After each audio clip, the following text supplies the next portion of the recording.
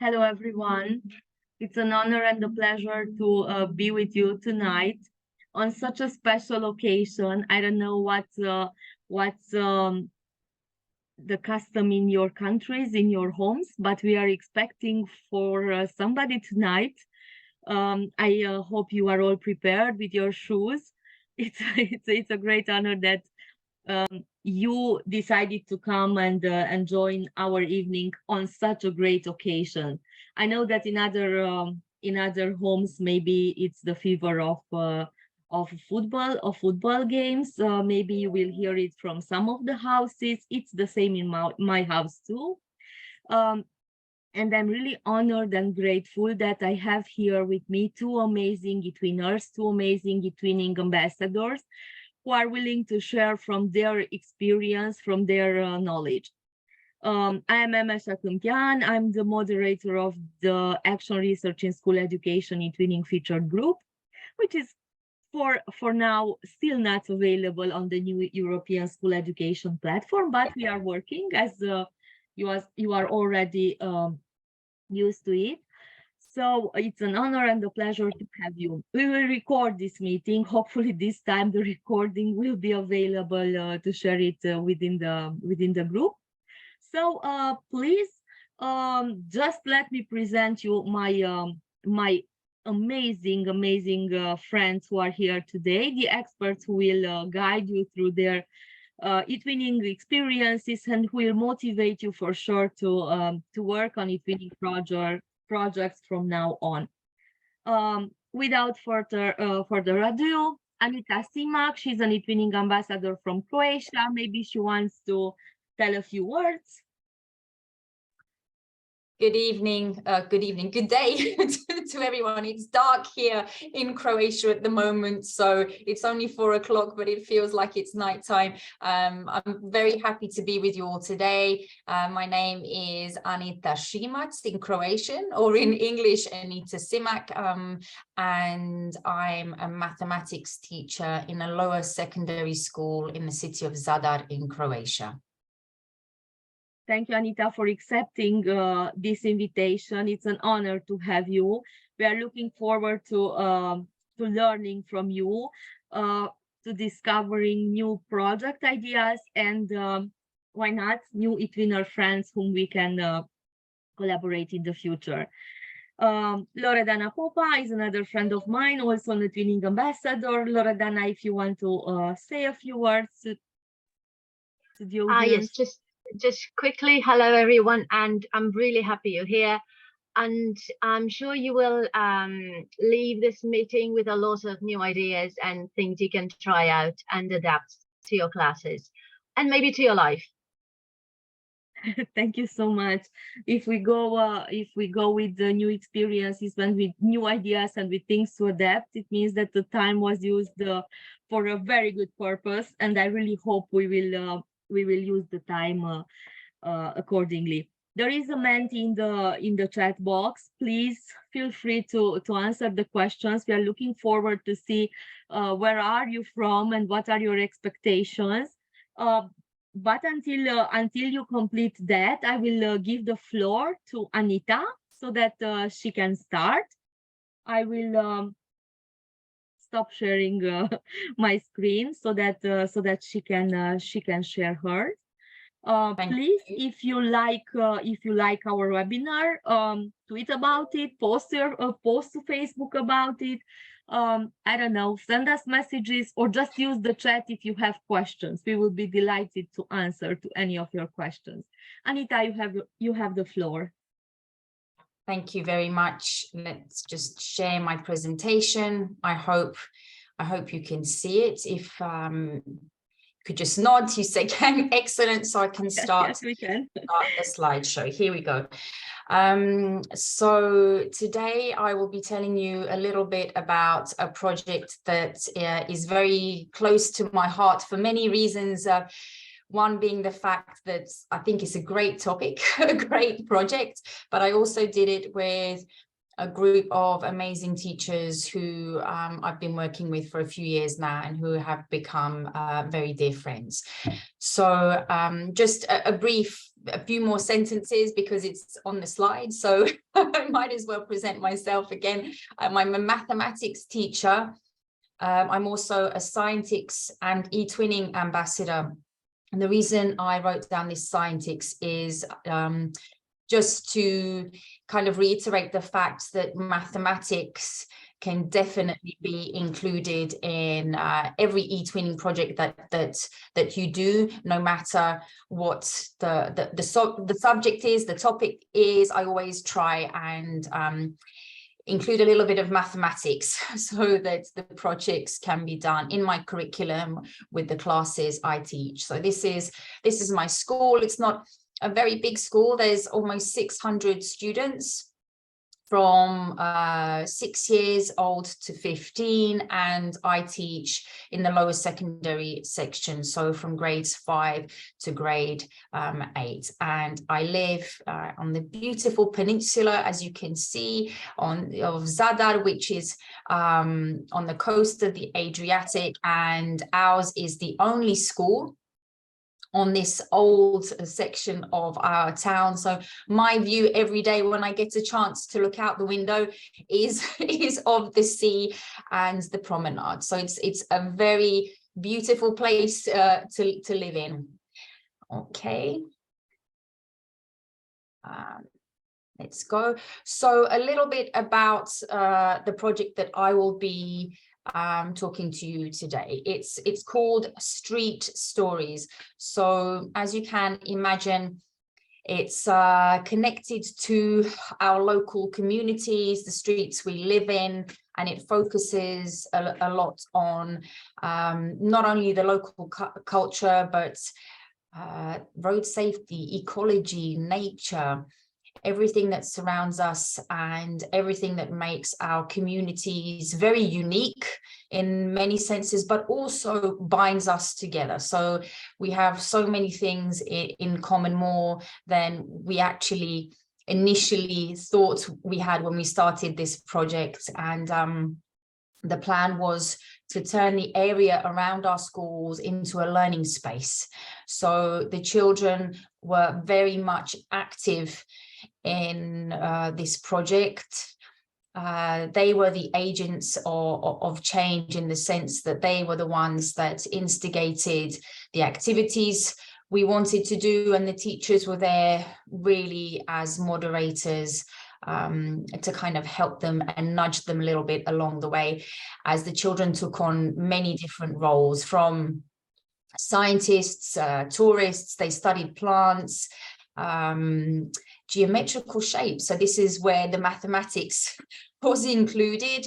And of course, they became storytellers as well. So it was a very complex project that lasted the whole school year, and it was very productive as well.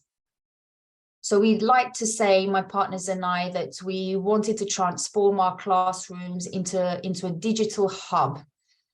As important as digital tools are in this day and age, it was also very important from our point of view to get the children to become critical thinkers, to learn to be safe online. And we wanted the project to cater to different types of intelligence. I say this because although I always say to my pupils, mathematics can be a very hard and complex subject. Everyone can find something to love about it. Mathematics is very beautiful. I think so, but then I'm a little bit biased in that sense. But then there are children who will find it very difficult to be creative in mathematics.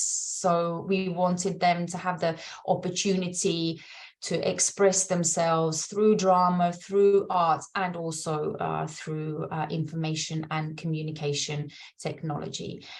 Due to the fact that the eTwinning theme was related to creating a beautiful, green and safe, sustainable environment, that was also part of our plan for this project.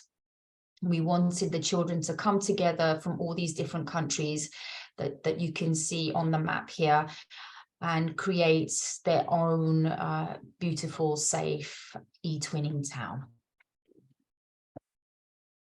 As in all eTwinning projects, one of the main themes, of course, was getting the children to know each other, and to acquire many new skills and knowledge. As we always say, these are the 21st crucial skills that we'd like our children to learn. The 21st century began quite a while ago now, so when I refer to these skills as the 21st century, it is something that I think is applicable and has been for over 20 years now.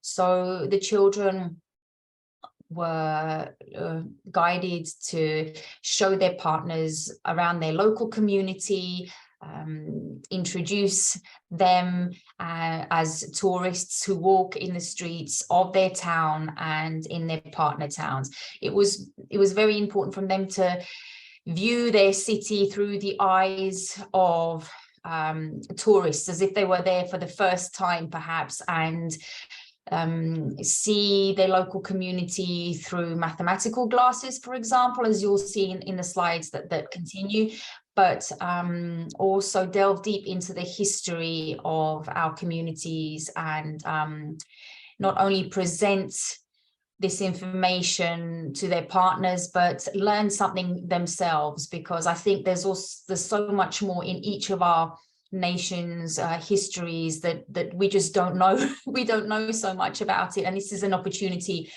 for the children to learn how rich and colorful our history is, and how we can learn from our past and from our partners' past as well. So that to me was very important and very heartwarming to see how proud the children were of their community, of their town, of their country, and just seeing the amazement as they researched into this history, seeing what they could learn from each other. So as I said, they were given the task of studying areas around their school. Initially, this was the original task, and at the same time they studied all of these subjects that you see here on the slide. So it was very much a cross-curricular project. Many teachers were involved from different fields. So as you can see, maths, history, geography, natural sciences, English as a foreign language, and so forth. As is the case, I think, with many eTwinning projects, they are such a wealth of knowledge, and they don't focus on specifically one aspect. So they bring about so much learning for the children and for the teachers alike. So the children shared all the knowledge that they acquired from their research, and they used this information to come up with drawings, paintings, dramas, sketches, and at the end of the day, they came up with their own eTwinning green sustainable dream Bauhaus town, and I will show you a little bit of one of the results at the end of my section today.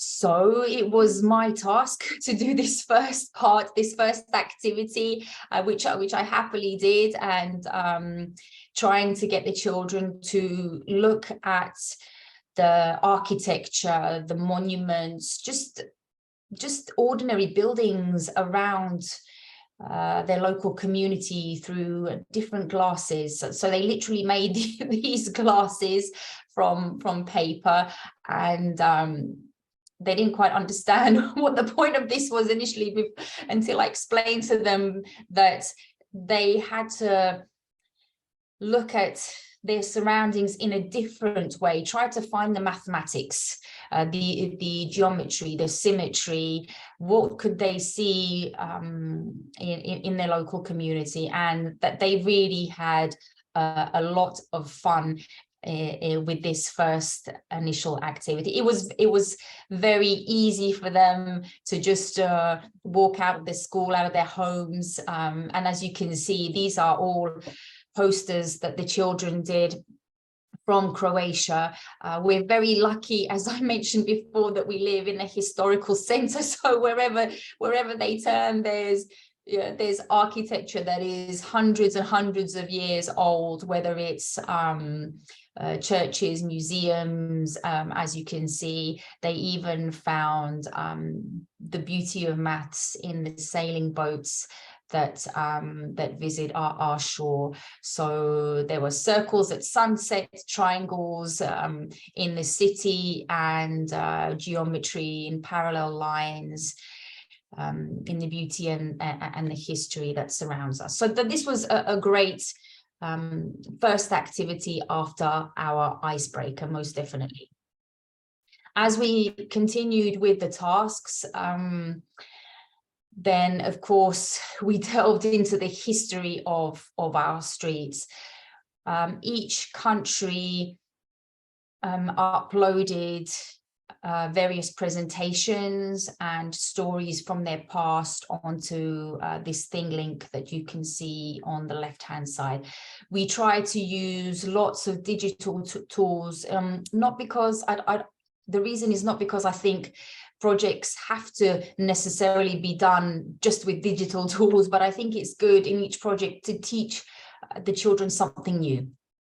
So the plan is not to bombard them with as many digital tools as possible so they get confused, but definitely introduce them to a few that we think are easy for them to use, that they will have use of in the future. And ThingLink is a great visual tool. I'm not sure how many of you have used it, or perhaps all of you have used it and love it, but I definitely do, and I find it very useful in my lessons as well. On the right hand side, you see a Linois. I'm not sure now if I pronounced that correctly, but it kind of looks French to me. So I think some of my colleagues call it a lino. So I'm not sure what the correct pronunciation is.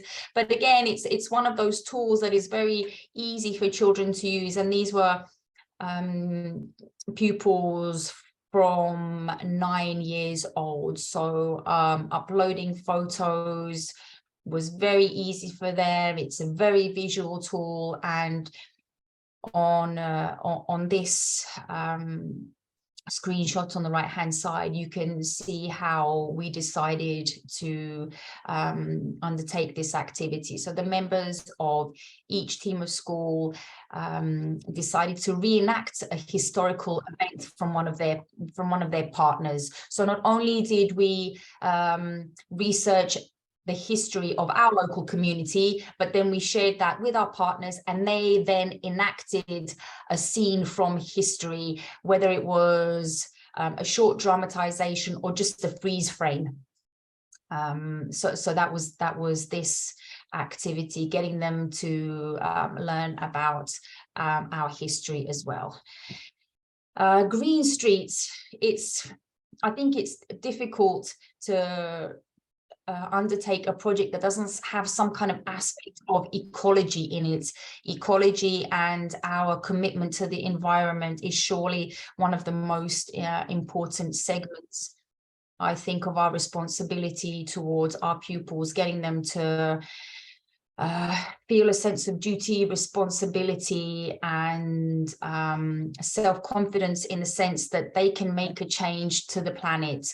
And with this activity, we wanted to get our young pupils really immersed into researching the forests, the parks, the seaside, by talking to their grandparents, various local community members, whether it was from the school, our biology teacher, or even going to the library. And this was also a fun activity because they had to find tree songs in their native language. And on the Padlet here, you can see that there are tree songs that we had to sing in foreign languages, not just in English, but you know, the Greek students sang a Croatian song, and so did our Spanish students. That was a lot of fun. It wasn't the whole song, they didn't have to learn the whole thing, but we would sing our song for them and then write down the text, and then they would undertake the same task. So that was fun. That was definitely an activity that they enjoyed. When it comes to the next activity of safe streets, then of course in every street, in every town, small, large, it doesn't matter, we have to learn how to be safe, how to read maps, how to read road signs, and so forth. So this is a screenshot of a genially town that the students devised with our help. The streets are named after the historical events of each partner country, and then behind each little square is an activity that we did in the project. So this is part of our end result. It looks very, I would say, simplistic, but in this genially there's hidden a lot of work behind each of these buildings and streets that you can see here. So not only did they design this in digital form, but then one of the transnational teams used their creative abilities to replicate this map on big piece of cardboard. So we got children hands-on involved with cutting, gluing, and making a big kind of visual map that they could literally grab onto and have a look at themselves. No project is complete, as I said before, without making the children aware of safety online. So of course, a digital street activity had to be included. This is a poster of that activity that we did in our school. I'm trying to think of who did the genially, which partner did it. It might have been me, but I can't remember now because this was last year. But it was a great escape room, and the children tested their knowledge. This was part of the assessment after the actual activity. So there was problem-solving games, research data collection, and of course peer teaching. The children taught each other what they'd learned with regards to safety online. As we neared the end of the project, then of course we started to come towards the last activity, which was mentioned at the very beginning of the project itself. We wanted to be tourist guides to our partners, and the students had to write simple text in English to present their favorite streets or favorite neighborhoods, places of interest, again researching for copyright-free photos, and some of them decided to make drawings themselves. And these drawings were not only beautiful when they were created. Everything I think that is created by hand by our students, no matter that they think that they are not talented, I think they all do such wonderful work when they are left to their own devices to draw and express themselves freely. but then we turned all these drawings into jigsaw puzzles. So that was also a great game, seeing who could solve the jigsaw puzzles as quickly as possible, and guess where the drawing comes from which city, from which town. So these are some of the streets. On the left, you can see a map of Zadar, which is, as I said, the town that I work in. The aim was to guide a little robot around the city, so the children would have to use safety signs, road signs, and so forth. And then they drew photos of these places of interest. So these are some of the drawings on the right hand side from all of the partner countries. And then the very last activity, as the name of the project itself says, is Storytelling Streets. So we made a collaborative digital book in Book Creator, which is most definitely a wonderful tool and easy to use collaboratively. Not only can you write there, you can upload photos, audio.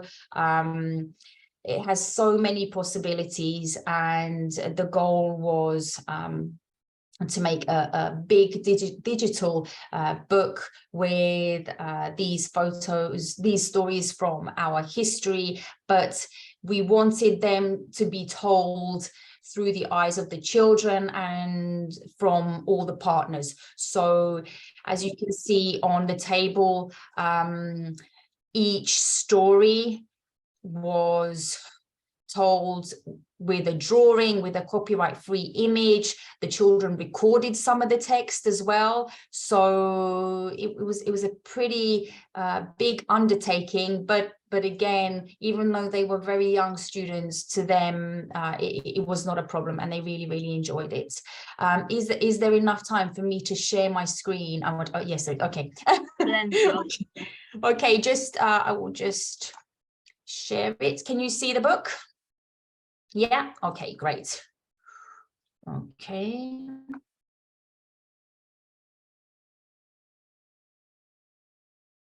Play it here.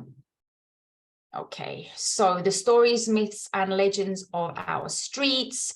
So this is just a little bit about the project itself, and it says this book is dedicated to the stories, myths, and legends of the towns and cities of our project partners. So this first section, as you can see, it looks very much like a proper book. So our librarian, who is a media specialist, wanted to make sure if ever this was printed, it had the correct format and everything. That's her name there. It even has like an ID when it was registered and so forth. So it would be great to print this book, but I think the beauty of it in digital format is the fact that there is the audio, of course, that you can listen to.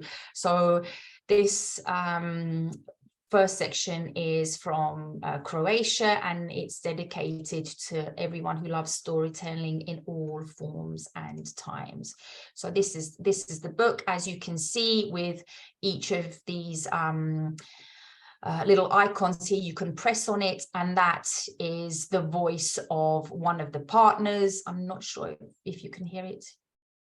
The story of the origin of the city of Zadar, according to the work of Juraj Baraković, Vila Slovinka, 1614.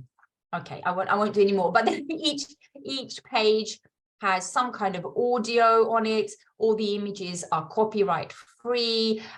If somebody took a photograph, then of course for copyright because of copyright, we would write who took this photograph, which child, their name would be there. But then also there are drawings, as you can see, from other partners. So this is a Croatian story, but the drawing is from a student from Spain. So the image that you can see on the left-hand side is from a Greek student. And this whole book is done in the same way. So every line of text is told by one of the pupils who participated in the project, so they can look at the text, listen to the audio, and this is done for every partner. So the next one is from our Greek partners as well. Again, as you can see, it says here, members from Croatia record the text. Members from another country draw or find a copyright-free image. And it was very important for us to plan this and help our pupils to find their way in this big undertaking. It wasn't difficult for them to do, but it was just making sure they understand what page to record, what page to insert a photograph, and so on. So this is another story. Again, here's a picture drawn by a French student. And their story. Here are the students and members from Croatia recorded the text. It's a beautiful, beautiful book with legends from each of our partner countries, and a lot of work and thought was put into it. So I think that would be the book, and I think I've been talking for half an hour. So if anyone has any questions, I'd be more than happy to answer. If you are thinking of any questions, or there are any in the chat, while you do that, this is me. This is where you will find me on eTwinning if you would like to connect, perhaps, or get together and do a project. I'm involved in a couple of more projects this year. They're not all maths based, so please feel free to get in touch. I love everything that is related to the planet ecology and social and emotional learning. So I'm doing a few projects related to those topics. So thank you very much again for having me, for inviting me. It's great to see Loredana here as well. We kind of follow each other and and support each other on Facebook. So it's great sharing the stage with you, and thank you to everyone who decided to spend this hour with us today. Thank you so much, Anita, for being with us, for inspiring us. I just want to let the participants that we will share the links. We will share the presentations, actually, so you will have the links there for sure from Anita and also from Loredana. It's great that we follow each other on Facebook. We follow each other on eTwinning, and actually seeing and meeting not just presenters but participants also all the time during the seminars, the webinars, the online events. It means that this eTwinning community is more than a platform. It's a really inspiring and growing community. Thank you for the comments. They are appreciative ones. If there are questions, please feel free to write them. You will have at the end also a feedback form for certificates, so you will be able to write the questions there for Anita and for Loredana as well. Thank you very, very, very much. Once again, amazing project, amazing inspiration. Yeah. So more than a platform, eTwinning is a place for us to gather and to share and to inspire. So I'm sure that we will hear about your projects in the future. Now it's a time for eTwinning prizes, for national prizes, maybe hopefully for European prizes also. So yeah, looking forward to seeing your projects. Why not as awarded ones again? Because we know that you do the great work, you and then Loredana also. Thank you very, very much. Loredana, you have the floor. Let me just, before you share the screen, let me share the screen. I have an image with you, so I really want to share it. Loredana is not just an eTwinning ambassador. She's she's an Erasmus ambassador also. But what I want to say about her, because that's what I like about her, she's a great teacher who inspires her students. So let me present you like this, above all the other all the other roles you have. Loredana, please tell us about how you engage your students in projects, because we have seen already amazing examples from Anita, and I'm sure that you will also share a great source of inspiration.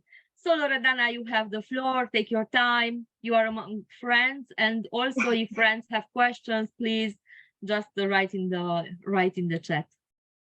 Okay, thank you for the introduction. And as Anita was talking, my wheels were spinning, because there are so many wonderful ideas, and hopefully you can see the presentation and it's not glitchy. Yeah, we can see it. Because I can also see the screen and the cameras, and I don't know. Okay, so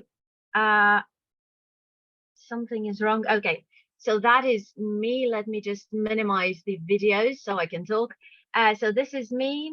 Like Amisha said, first and foremost, I'm a teacher of English. I teach English in a primary and secondary school in Romania, and I'm an eTwinning Erasmus and Scientix ambassador. And today I will be talking about student agency and how we can empower the now in order to move forward and have a different sort of education in the future. So I want to start with students as protagonists and why this should be the new normal nowadays. And the reason is, and you will have the link that you can see underneath the video, takes you to a video that I created with Natalia Titi. We were having a learning event on eTwinning, and it is about the importance of passing the floor to the students. And why we should do that is because they get more involved, they are empowered. We create, as Anita said, a safe, inclusive learning space. It allows us to have differential learning. Okay, oh yeah, that's better. And it increases their intrinsic motivation, because there is no learning happening if the motivation does not come from within. It's just memorizing and maybe learning something for a very short period of time, but it doesn't go into deep learning and it doesn't go into long-term learning. And because it allows students to grow both professionally in terms of, their school education, but most importantly, on a personal level. And why student agency? Because learning stems from emotions. You do not have learning without having emotions. And when they are at the center of it, they will feel the same way we feel when we are given the chance to be protagonists. They feel appreciated, talented. They feel that everybody can contribute, that they are seen and heard, and that everybody is equal. Because this is what eTwinning, this is what projects bring to the table. A chance for everyone to pitch in. So who we are as a school, and on the left you can see what we don't have, and on the right what we have achieved. So that picture is our ICT lab that we do not use because it's not really functional. But we try to do our best at this point to still be in eTwinning, and to allow students to interact, and to allow them to work in international teams. And the way we do that is we emphasize the willingness to try. It doesn't matter how many mistakes they make. It is not about technology. Technology helps, but that's not the point. Any change that we want in our educational system starts from the people. And eTwinning brings a change in mentality. Is the one that you're all familiar with. The fact that it doesn't matter how many mistakes you do, how many mistakes you make, it just matters what you learn from them. And we also focus on shared leadership. And this is not just for the teachers in terms of management, it also goes in the classroom, because shared leadership happens in teams, and they learn to collaborate. And this teaches them how to assume responsibility for their choices, how to negotiate, how to get along with everybody, how to solve their conflicts, because this is a big problem in the classrooms.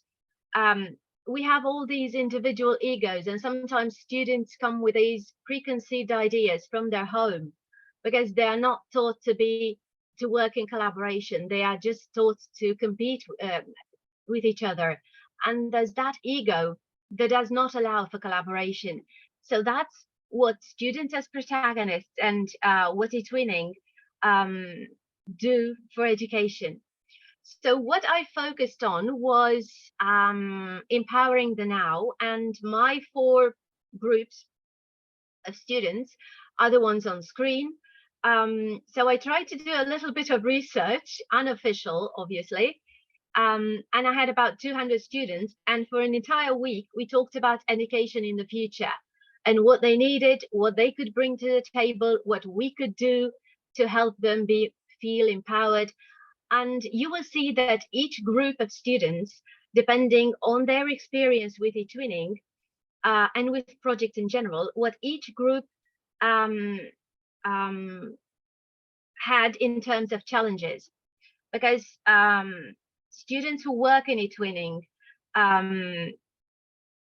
react differently to life in general.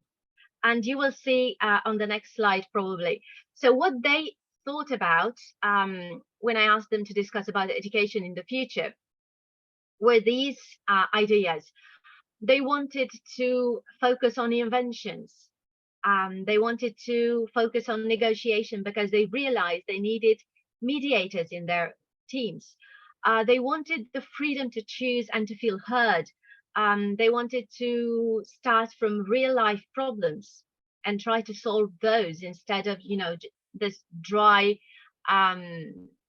sort of theoretical part that they do in class.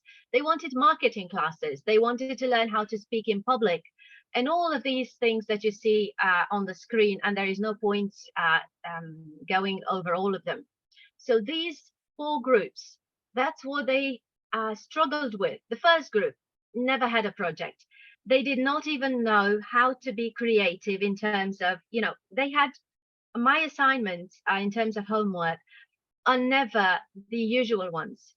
So for example, if a student interrupts me in class, he or she will get a rather unusual homework. For example, they have to write about the day they fought a statue and won, whatever crosses my mind at that point. And the students that were never involved, that had never been involved in an eTwinning project, had a really tough time trying to be creative. It's not that they couldn't see outside the box. They couldn't even realize they were in a box.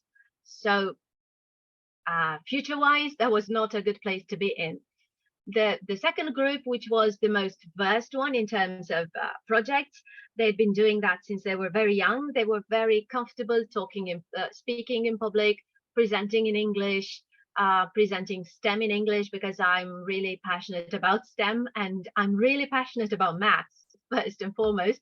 And they had no problem inventing jobs, gadgets, creating crazy stories about anything I could throw at them, and selling their ideas, because that's another thing we don't do in school. We don't teach them how to sell their own ideas, and that's wasted potential.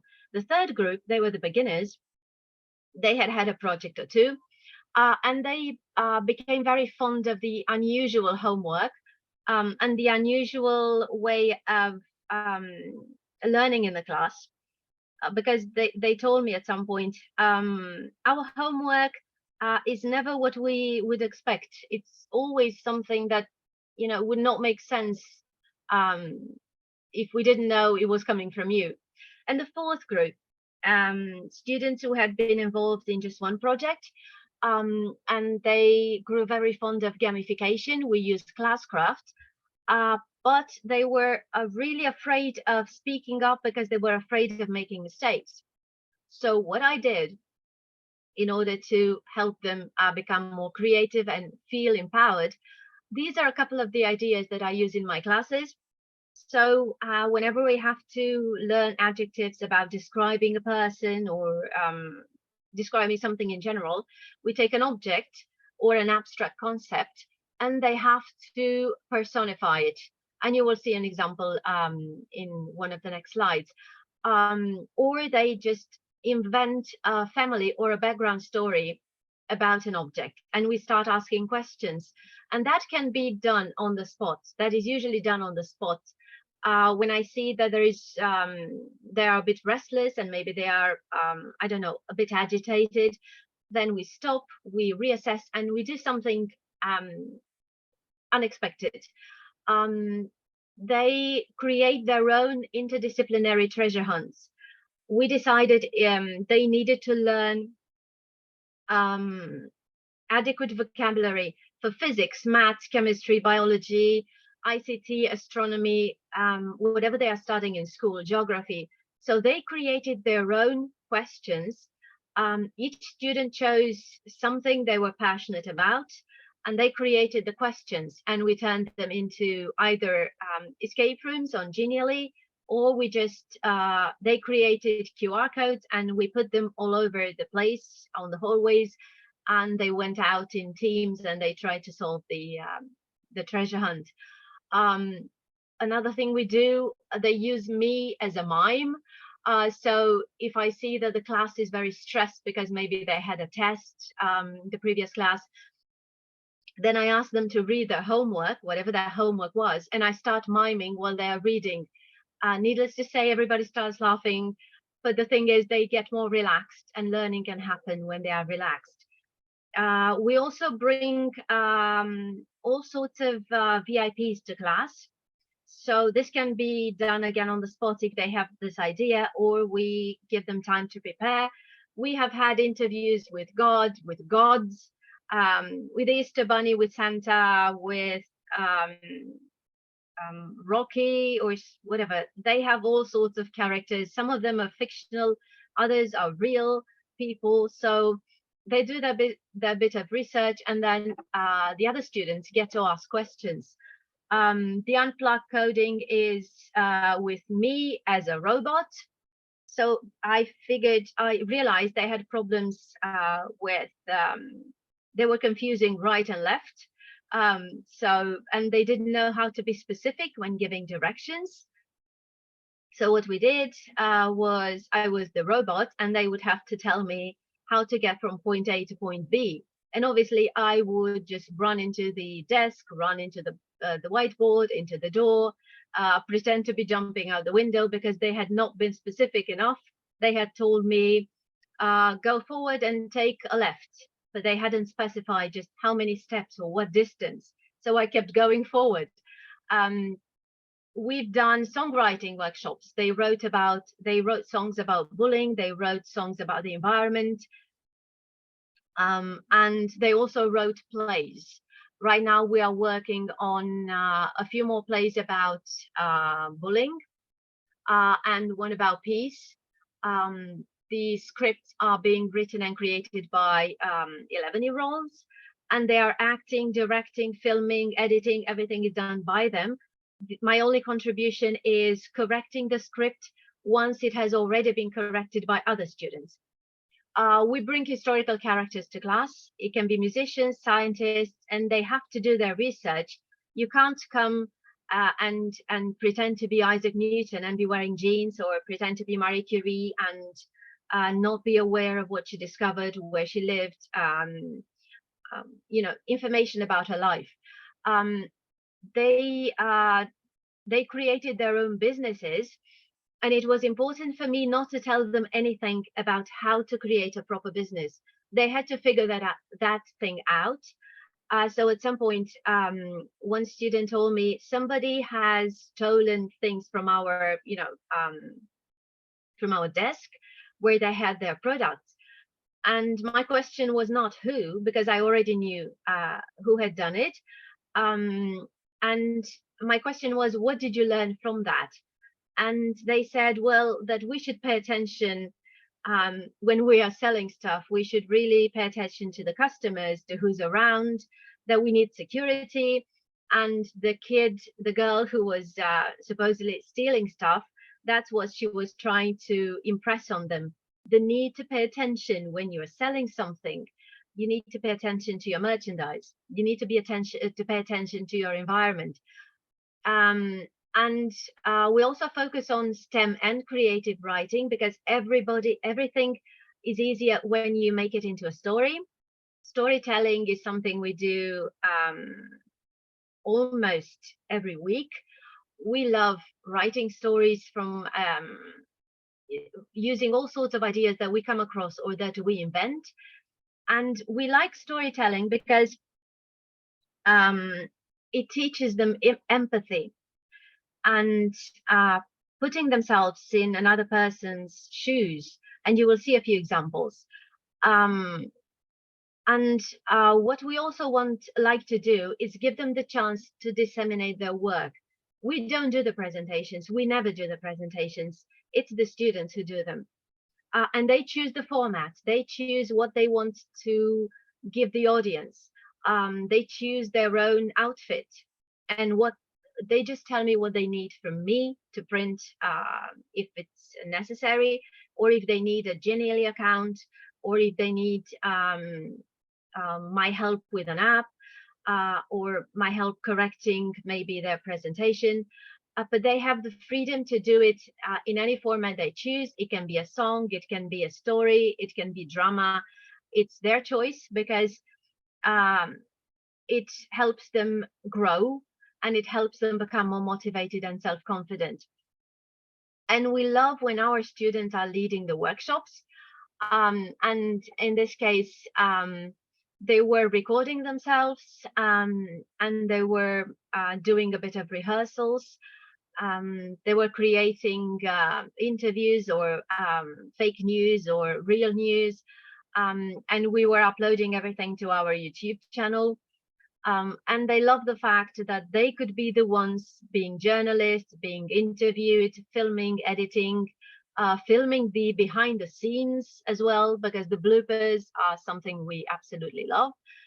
These are just a few ideas of how we work in international teams. For example, my students would design a robot or would draw a robot, and another country would write a story about that robot, and vice versa.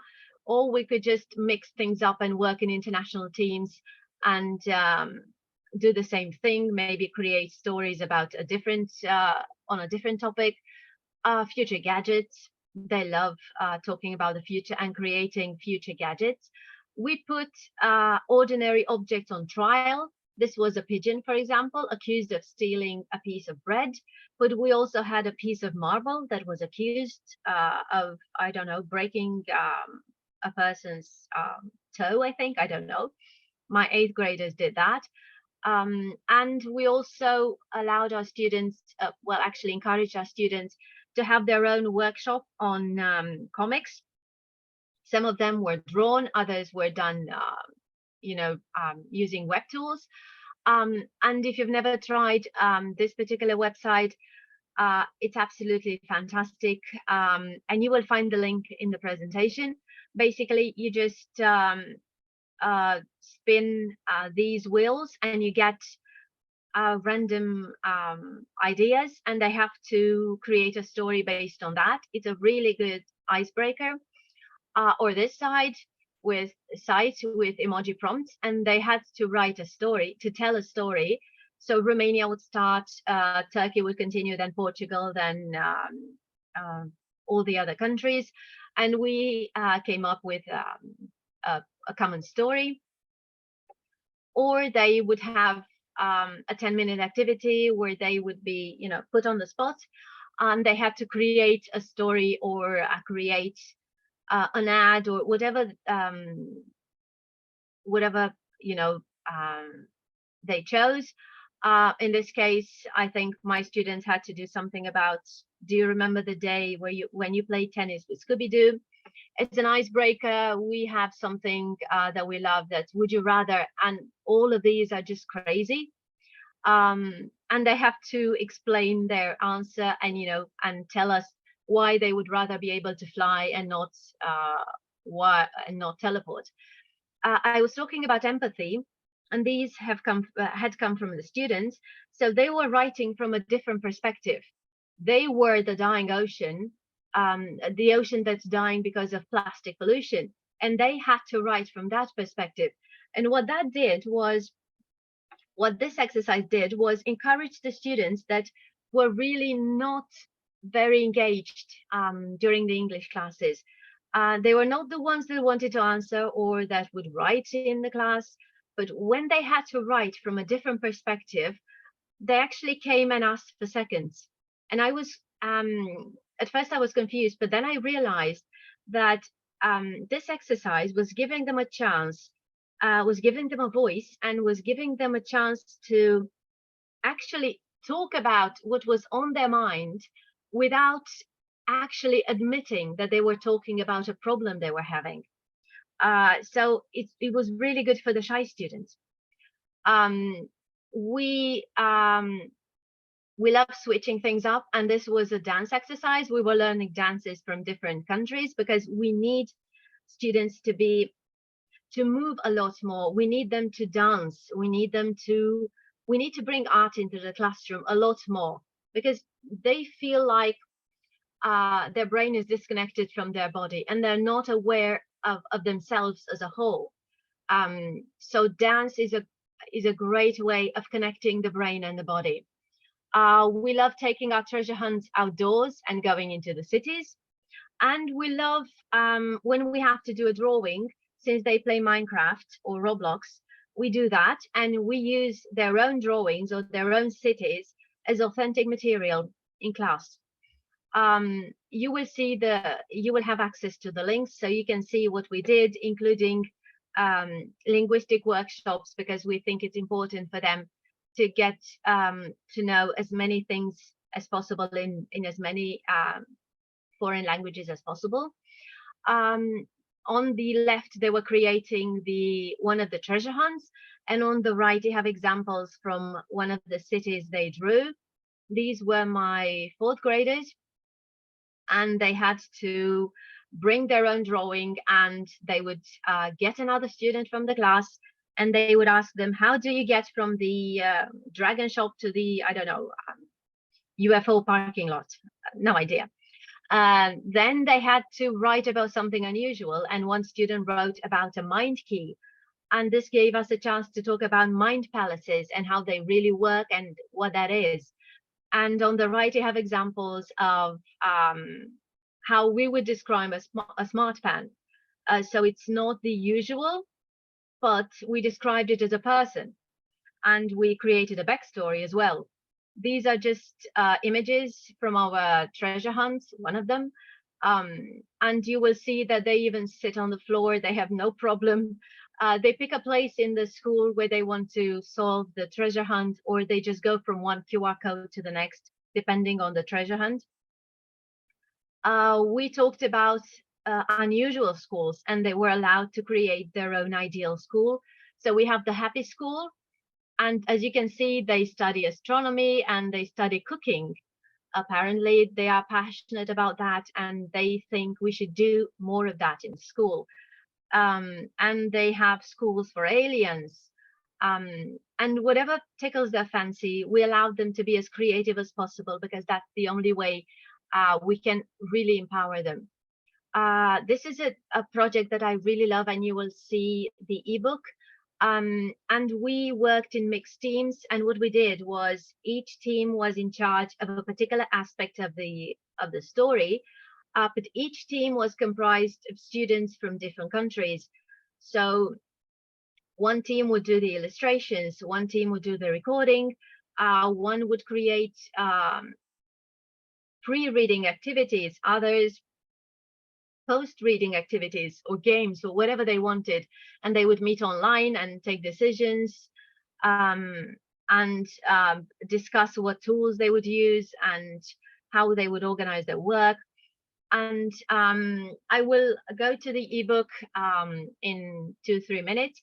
So when we want to empower the students, we really have to think of the teachers as well. This is how we've done it. I'm not going to read that. You can see it on the screen. So we've started to give them more opportunities to take part in really interesting learning experiences, so they can work together with the students, because the first steps are the most difficult. But we're trying to get our teachers to realize that if they work with the students and they learn from the students, then everybody benefits. And it's starting to work really well. So what do we have to take into account when we think about empowering the now? We have to teach them or show them that we should be focusing on inner beauty, on a person's character. We should not care about their appearance, because that's what they see in the media. They see people who look good, or people that are not promoted for their intelligence, for their contribution, for their creativity. We should also help them understand that we work together, that when we work together, we can achieve greater things than when we work on our own. We should take the learning outside, help them investigate, understand that science is in everything, in every aspect of our lives, to also understand that everything is connected, that they don't live in a bubble and have no contact with anyone else. We should also focus on stories. Like I said, everything is easier when you say it as a story, and to help them understand that the future starts in their mind. It's about perspective, and it's about the power of creating your own reality. And I'm not talking about science fiction stuff, like we can transform and wake up tomorrow and we're out of the matrix and all that, but it's about having your state of mind change your future and change the way you see your future, because we want to flip it. We want the future to be about respect and not fear. We want education to be about respect and not fear. We want mistakes to be seen as stepping stones, and we want our students to be aware that in life they should focus on the journey and the people they meet along the way, and the lessons they learn from everyone, and to also understand that education is a matter of heart. Beyond everything they learn in school, it's about how they felt. That's what they will remember. And the fact that we are all connected, that our stories are connected, and we should pay attention, and we should be respectful, and we should make sure we don't hurt anybody along the way, if that's possible. And also the last thing, that we should not be afraid to dream big, because the future is big enough for all of us and all of our ideas. And this is a particular quote that I absolutely love from my favorite TV show. It's Doctor Who. And as you can see, there's a lot of things you need to get across this universe. Warp drive, wormhole, refractors. The thing you need most of all, you need a hand to hold. And that's what we need to focus. If you want to empower our students, we need them to understand that they will always need a hand to hold. And the power of emotions, and the power of having somebody to understand you, somebody who works with you, not who competes against you. So education in the future is about humanity. Technology helps, like I said, but it is not at the heart of it. It is humanity that is at the heart of it. And now I will just show you this. If you can see it, just a couple of seconds. This is how we worked. You can see the teams and what everybody had to do. And I will go over the ice-breaking activities, because you can access it. You can access the ebook. You will have the link in the presentation. So I will not focus on the logo or digital awareness, just so you can see the stories and how we divided our work, because we wanted to bring 6 historical characters and get them together in a story. The first one was about COVID, and the second one was about climate change. So this is how we did it. We decided on the personalities we would bring. We did our research, and then we divided our tasks and decided who does what, and what tools we would use, and how we could learn from each other. So this is the first story about COVID, and this is what we did. This is how we worked in teams. The students that were the best at English, they wrote the story. So we had a couple of students from Romania, a couple from Italy, and so on, from every country, Spain. Then the second team did the illustrations and the pre-reading activities. The third created the post-readings or the reading comprehension activities, and they had to do it collaboratively. And the fourth team uploaded everything in an ebook, and they also recorded the stories. And these are just aspects from our project, how they were doing the research or writing the story, doing the illustrations. And we also focused on copyright images and music if it was necessary, because this is something, again, that is not really studied in school. And they were really proud and they felt really empowered because they were the ones creating all the activities. My only contribution was facilitating their access in class. That was my only contribution, and helping them maybe with an application, and sometimes just correcting what they had written, but that was it. Everything else was on them. This was all I had to say, and thank you for your patience.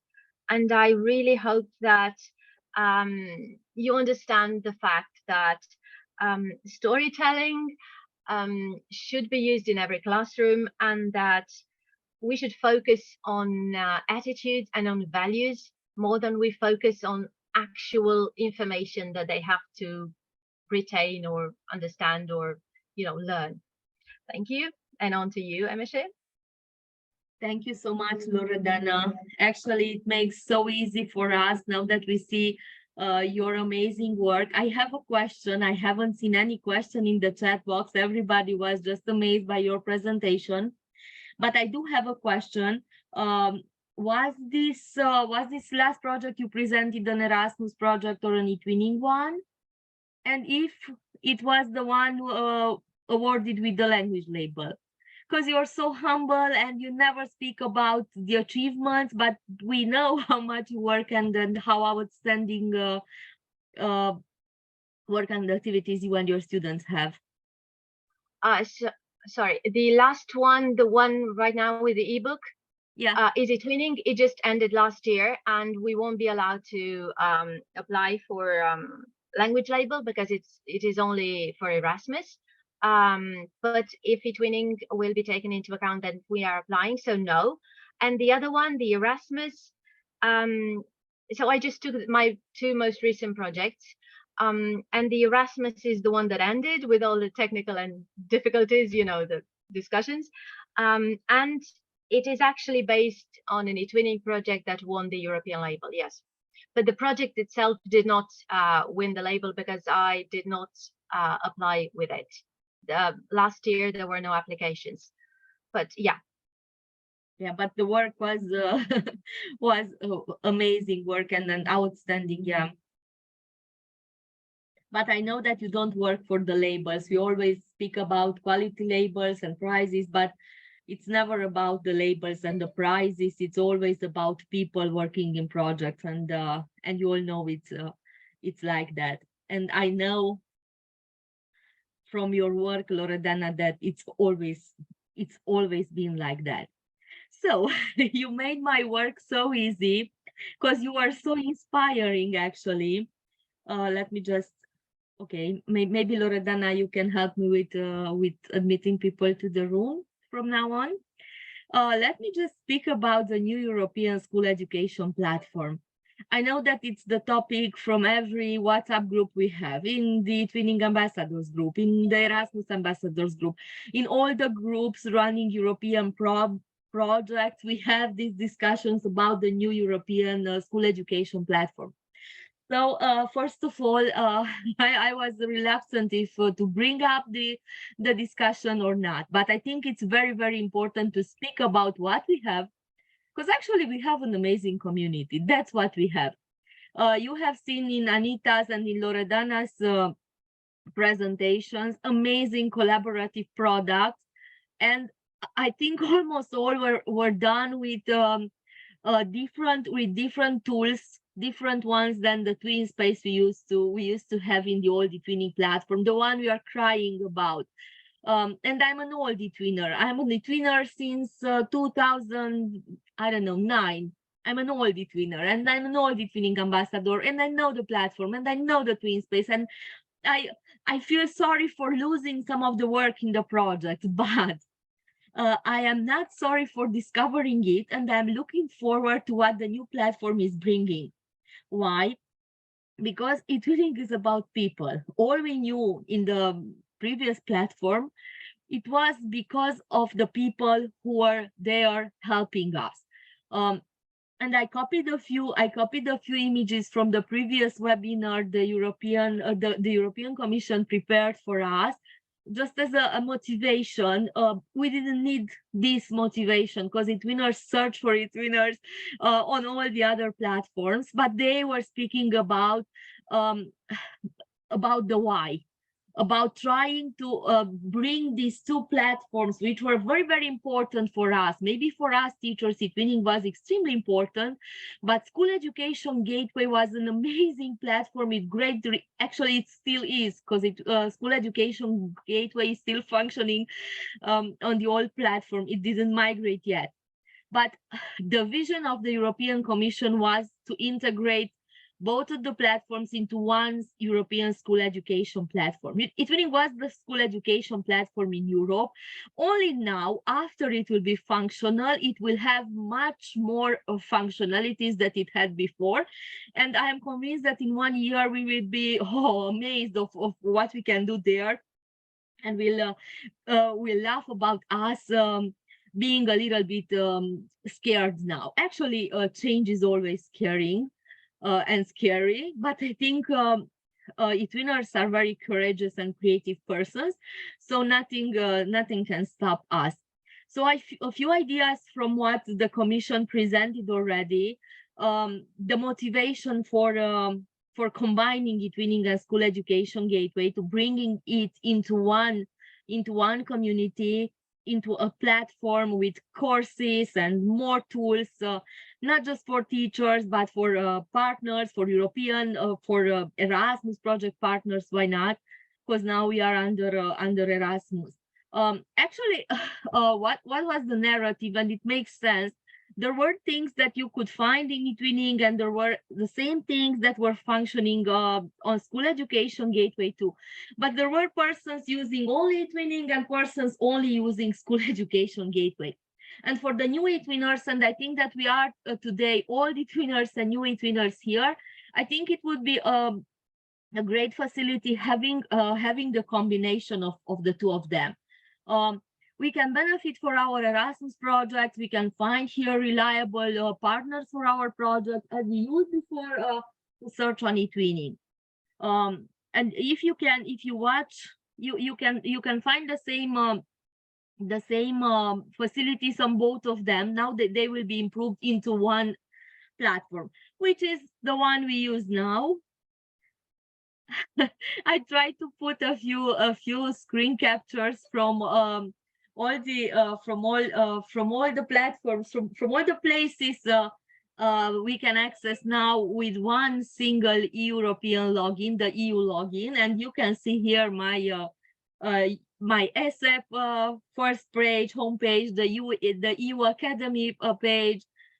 You can enter ePel, you can enter Youth Portal, and you can add activities. And also it was the Europass page. I didn't manage to post the screen capture there, but it's working, trust me.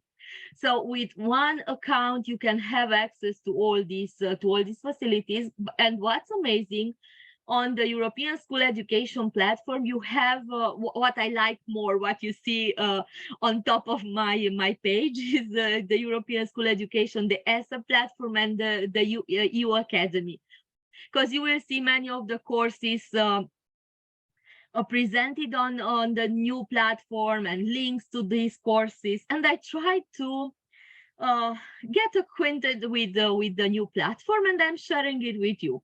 So this is how it looks. Now today it had so many people registered, less than we used to have on previous eTwinning, but I think it's an improvement. They are growing and people are coming back. We lost a few people, but I think that as soon as the platform will work better, we will be able to get back here.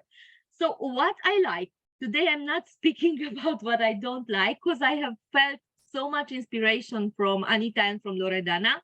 Let me show you what I found here and what I can work with, because there is no reason to complain about something that I cannot do. For instance, I moderate a group, an amazing group with amazing people, and the group is not yet migrated there, but I still run activities because my group doesn't consist of a platform and a link. My group is made of people, of eTwinners, of passionate eTwinners. So we have a platform. This is the main page. And honestly, I like the fact that here on the first page, if you go down, you can find all the news they managed to bring here. So you can find on the same page, if you go down, the latest content. You will find some news, focus on the latest events, what they are promoting. And down there, you can also have the links like we used to have in the old eTwinning with all the important places: professional development, networking, recognition, the eTwinning, which is still available only for teachers. Though the platform is like an umbrella for professionals from many fields, eTwinning is still for eTwinners, which is amazing. And one reminder, the first reminder when you edit your profile, if you want to run eTwinning projects, please tick that available for eTwinning projects, because otherwise you won't be able to join projects, to be invited in projects. So this was the homepage. Actually, it's quite friendly and the news are there. Not all the news. I'm waiting for the big news, the CSS news, which didn't appear yet. I don't know if you remember the ones that were on the old platform. But if you didn't have the old platform, you will be we need to be positive, because this is going to be the platform we will be using.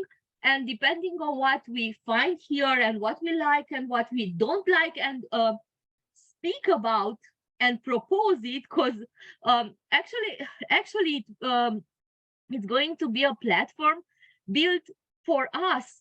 And the feedback we give and all that's not functioning today and all the tickets we have today will help those who work on the platform to build it, to make it a better one. So if you go to the main page, you can already find a few resources. Going to the second section, you have the about.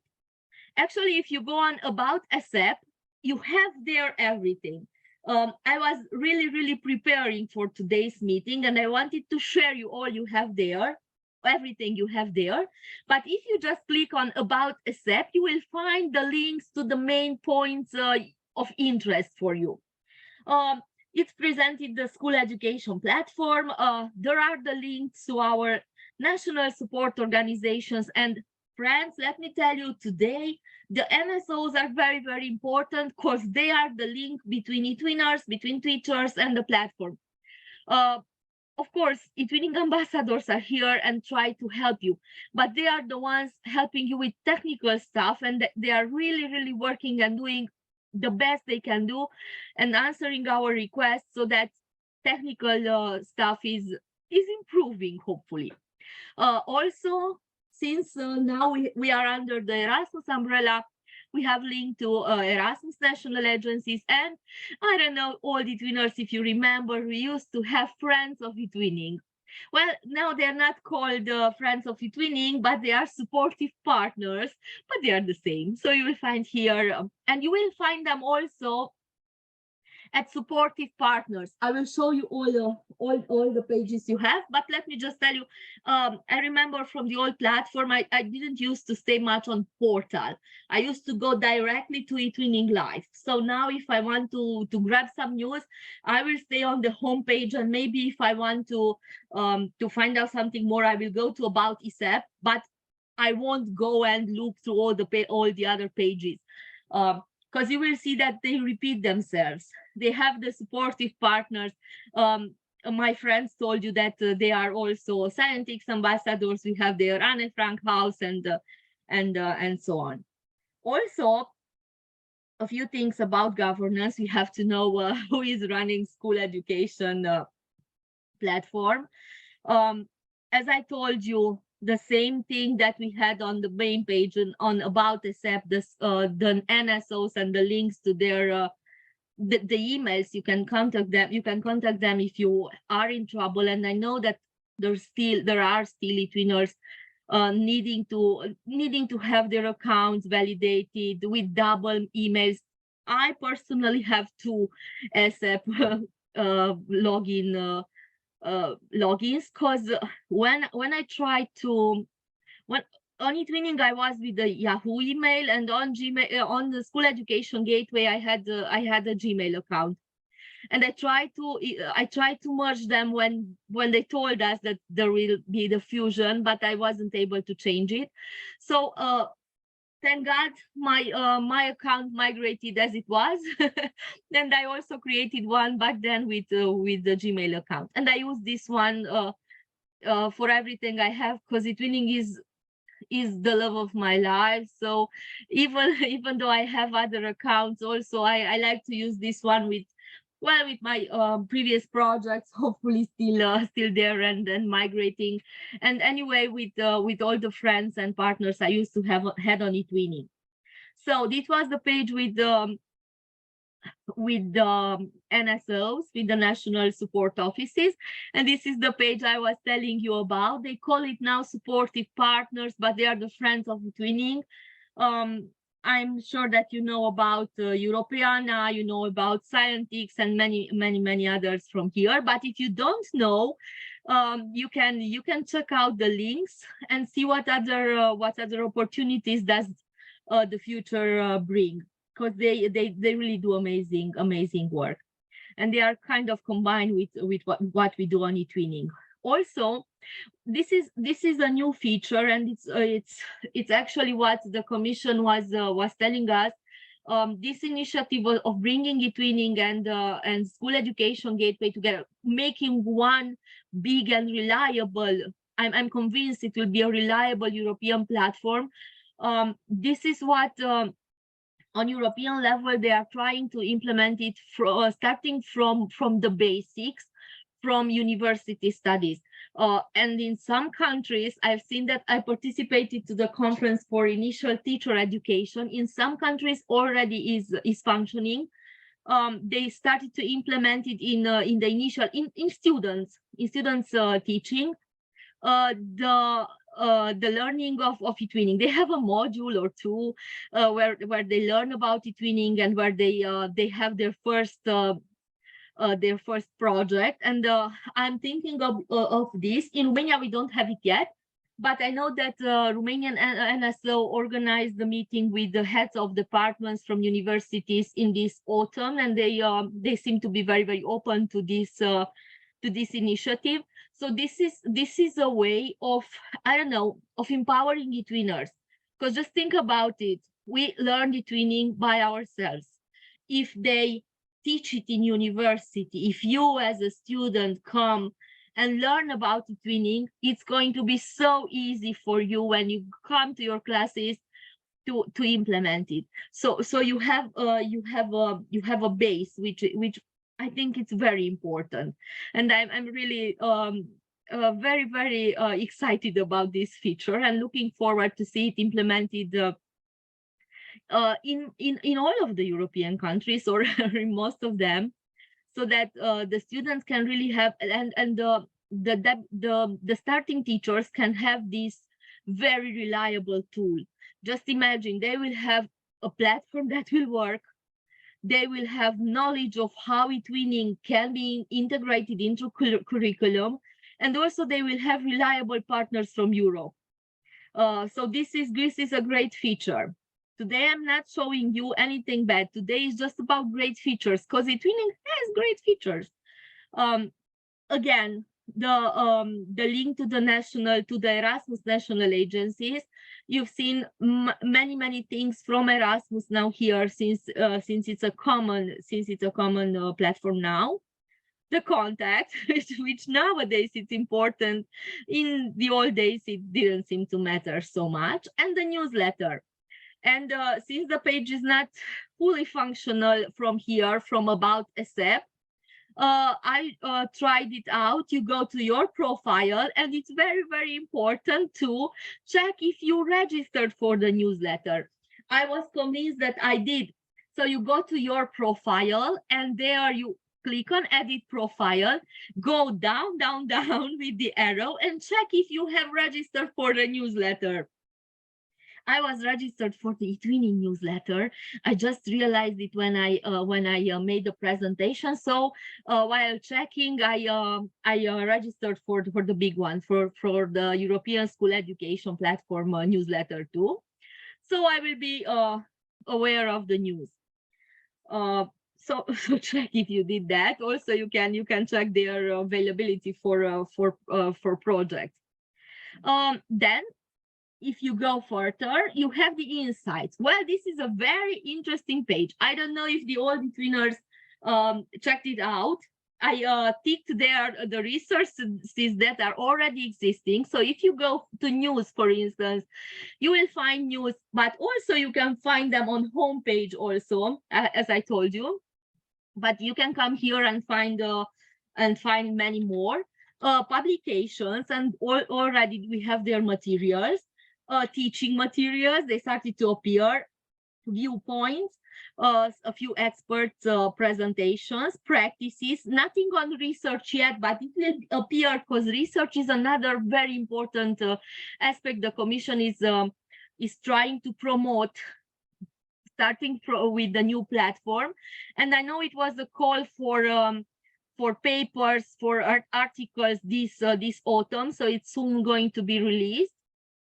And we started to have some tutorials, something on STEM, if I'm not mistaken, is already there. So you see here the connection with, actually, we had it on the old platform also. We used to have kits and tutorials. So they are starting to appear here also. And since we are on eTwinning, we don't always do projects. Many of us are eTwinning ambassadors who sometimes just come to eTwinning just to learn, just to develop professionally. There are teachers who maybe this year they have a project, maybe next year they are not ready for the project. But what the platform is offering is the continuous professional development. And on this part, let me tell you that the platform is already functioning.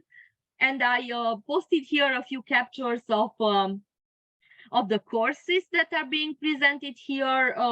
Some of them are not even open yet, so go there and check them. You can register for example, the Exploring the European School Education Platform, or there will be another version for Erasmus accreditation. And also here you will find the links to the webinars, to the official webinars that are being promoted. Also here you have the recognition, and let me tell you, there are some news here also. You knew the labels. Yeah, we had the eTwinning national labels, we had the eTwinning school label, we used to have the European language label, which is the one for Erasmus, as Loredana told you.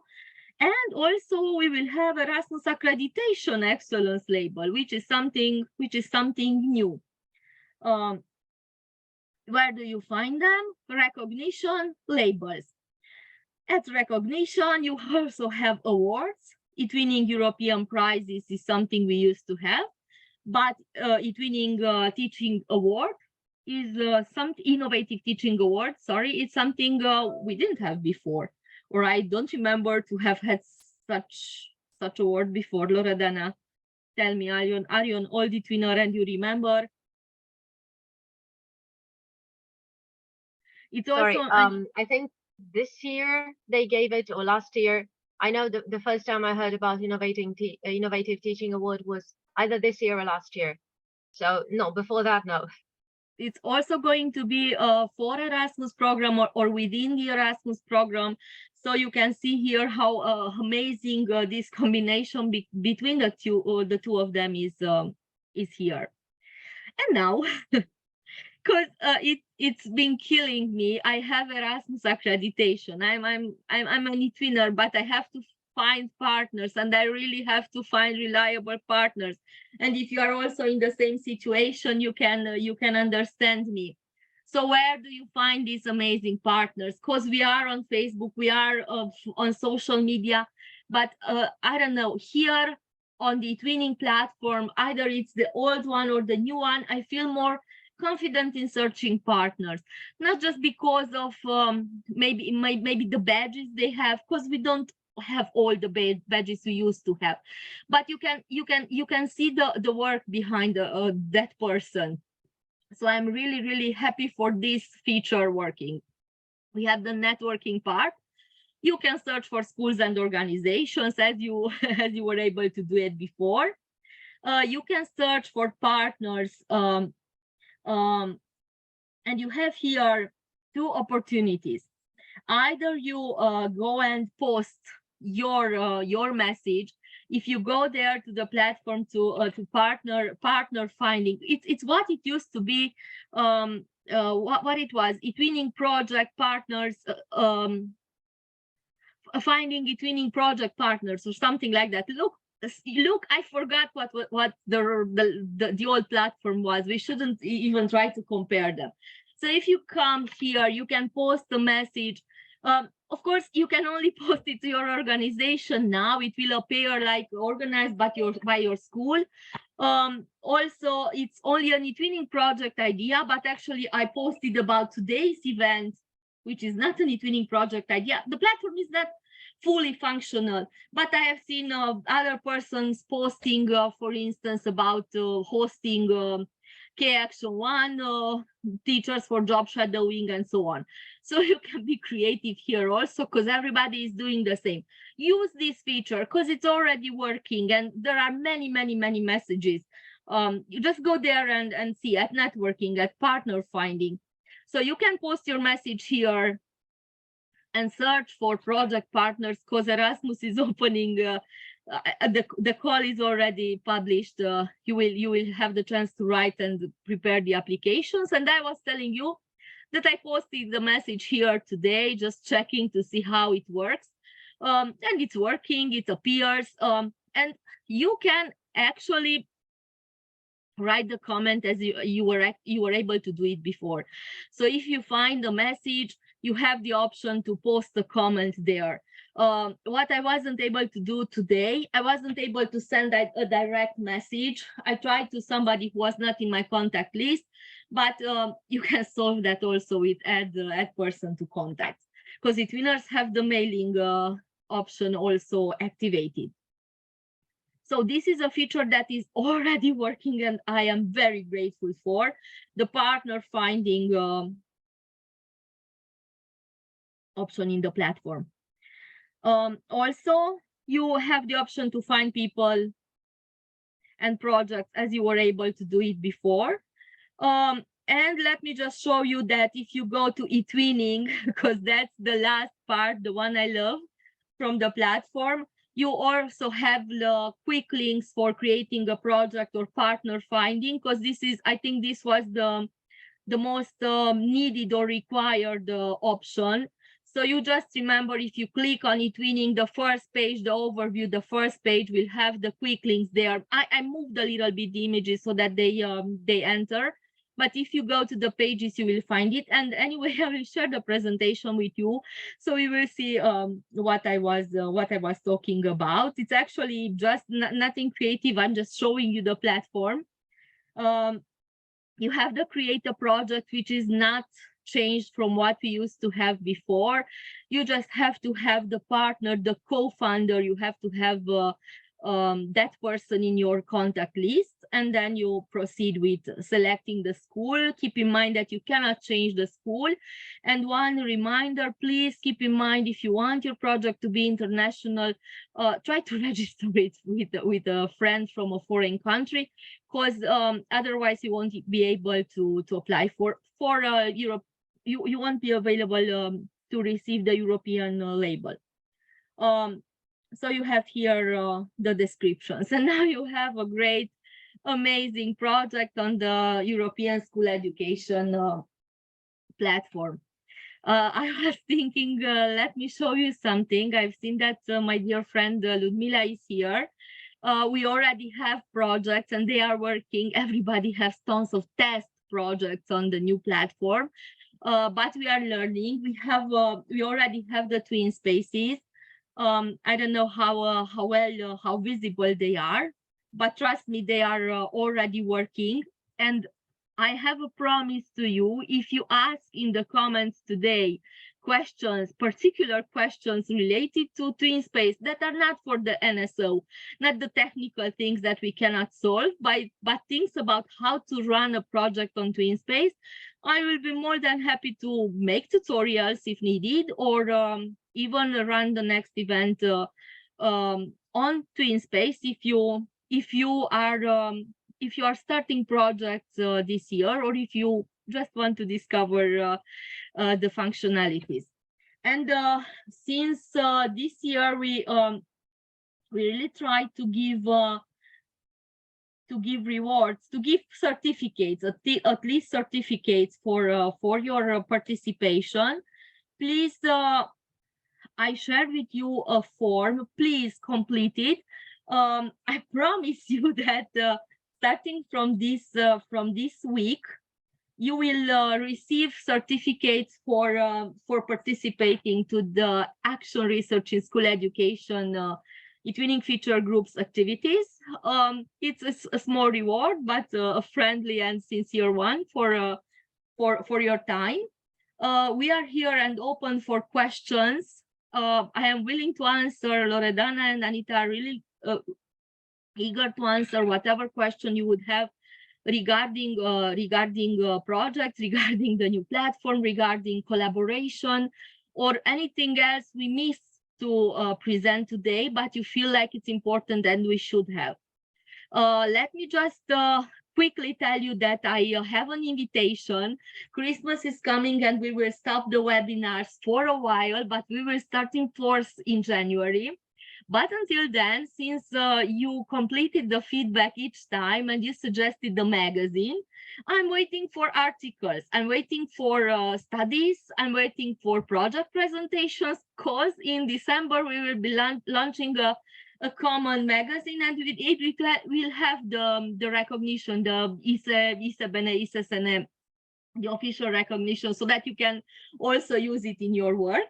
And I will share the call for papers in the feedback forms, and also I will share with you maybe a template for writing if you are interested. I would be very, very happy to receive as many as possible, because I know that you do amazing job together. And just one more reminder, we are not migrated yet, but we are there, we are working. Just keep in mind, Action Research, AReTwinning everywhere. We are on Facebook, we are on Twitter, we are on Instagram, we have the Facebook page, we have the Facebook group. So we are looking for enthusiastic eTwinners to become part of this group. And when we migrate, of course, we will reunite on the new platform. Until then, I wish you all happy holidays. I hope that you prepared your your shoes, and you will receive not just sweets. Today is the day with sweets, and maybe with I don't know, I don't want to say I'm not receiving anything else but sweets. I know that some children used to receive I don't know, Thank you, Anita. Let me just stop sharing and ask you to open your microphone and speak. I was just trying to close the meeting. So maybe Anita, because you were the first one, you can have the chance to do that. I just wanted to thank everyone who took the time out to spend almost 2 hours with us in their busy schedule. I know how busy everyone is, so it means a lot when you take the time out to connect with us, even if it is online. But thank you all for your participation, and a big thank you to Loredana and to you, Emesha, as well, for inviting me to participate and be a part of such an important group. And I look forward to collaborating and connecting with you all in the future. Take care and happy holidays, and get some rest. Thank you, Anita. Thank you so much. We are looking forward to collaborating, and the street stories you were telling us, they are really, really inspiring. And it's a great gift you have given to us in December. So thank you. You're you for too your kind. precious Thank time. you so much. Thank you again. Take care. Thank you. Loredana, if you want to say something before we close. No, the same thing, just that it was really an inspiring session, and I hope that everybody that participated gets a chance to share what they've put into practice after this webinar, and maybe they can start learning from each other as well. Thank you so much. Thank you for your eTwinning time, for your eTwinning patience. Thank you for your inspiration. And it was an honor, as always, to be with you, Loredana, and to see you all eTwinning enthusiasts and ambassadors from Romania. I've seen that we had participants from Turkey, we had participants from Croatia, we had participants from Greece. I hope I don't forget any any country from participants. I've read the messages you posted into the Menti. You will receive those, and also you will receive all the 3 presentations you have seen today, and the recording, which I will stop today, which I will stop now. Wishing you all amazing holidays, and see you next year with new inspiration and creativity.